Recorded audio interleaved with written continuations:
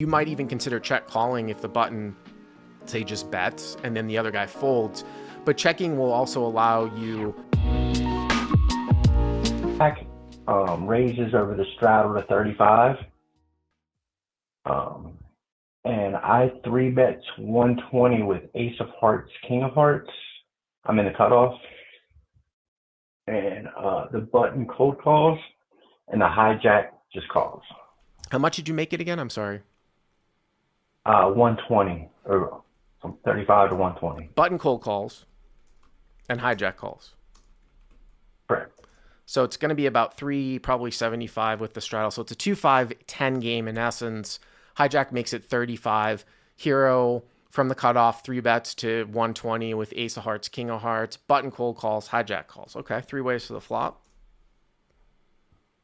Yeah, and the flop comes out 10 of diamonds, 9 of clubs, and the 5 of hearts. Okay. All right, so the hijack checks to me. I see bet 125, and they both call.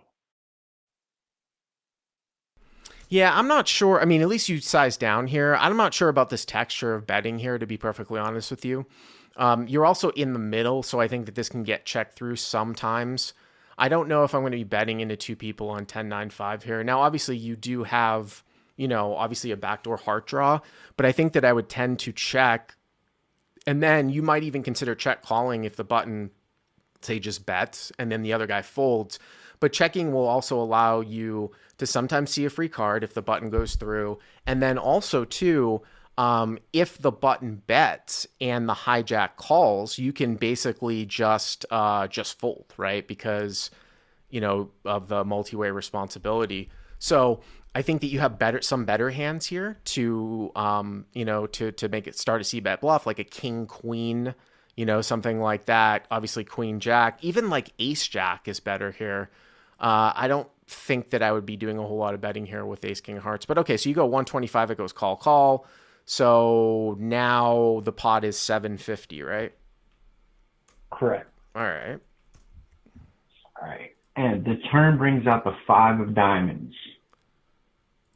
Okay. And on the turn, the hijack checks to me again, and I check, and the button checks behind.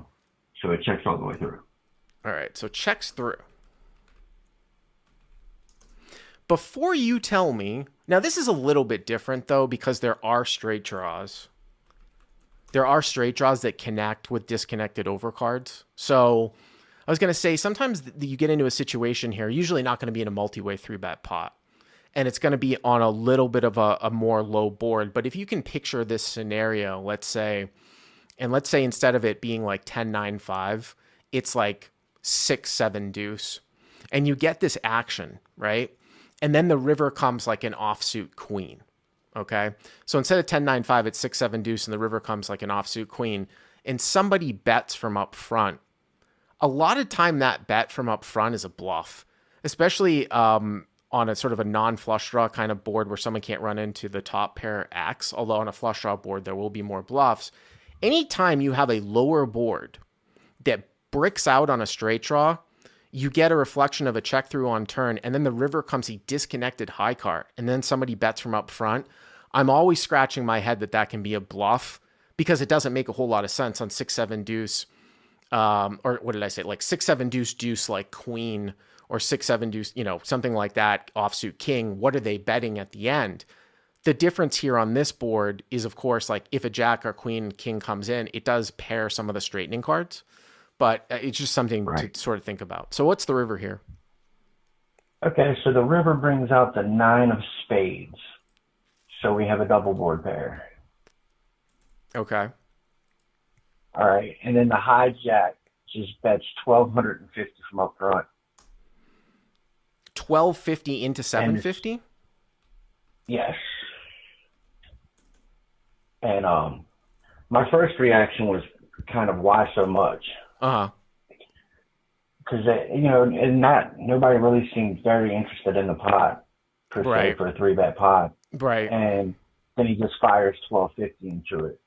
And yeah, I mean that's interesting. So he's betting about almost 2x the size of the pot. Here's the thing, though, if you are thinking about something here. And what I would say is that if you're thinking about something here, the play I don't think would be to raise here. I think the play would be to call because it would get all hands that aren't a 9 to fold out behind you.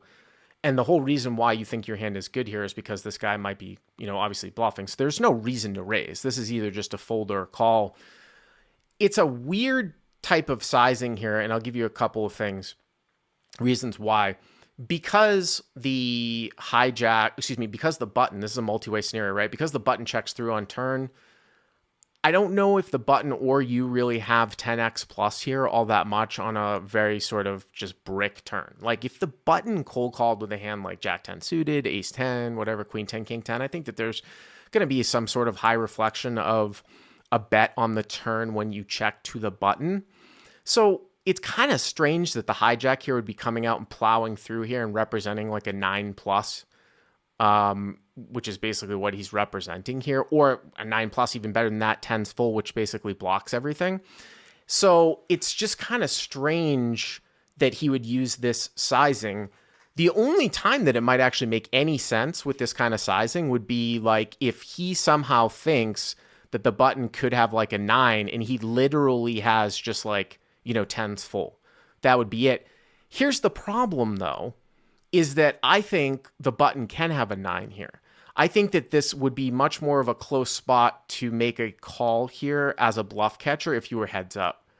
I think I'm just going to toss this one away because of multi-way responsibility, and there very well might be some 9x or some hands that are being sandbagged here by the button, whether, what I mean, when he turned a full house, that it just, it's a close spot, but now you've got a guy behind you. You've got to beat both these guys. So that's why I think I fold. Possibly you can consider calling in a scenario like this if you were heads up, but I think the ranges would change a little bit here too, because I think if you were heads up, the out of position player could take this sizing with a 5 if you were heads up, which would be bottom boat here. But now I don't think that he takes the sizing with a 5. But again, I've got this guy behind me, so I'm just gonna fold. But like I said, if you were to call, it's gonna freeze probably. You might even get it. I don't think a guy will fold the 5 here from behind, especially a guy that's cold calling a 3-bet, but some people might to that action of bet and call. But I think I would probably just toss this one now. Right. And so I seen the video that you basically said what you just said about calling would freeze somebody behind with a middling hand. And I thought the button had a middling hand. And I didn't think his bet made a lot of sense, so I did put in a call. So you called? And yeah, I did call. Okay. And the button folds. Uh-huh. And hijack just says nice call, and he throws over king jack of diamonds.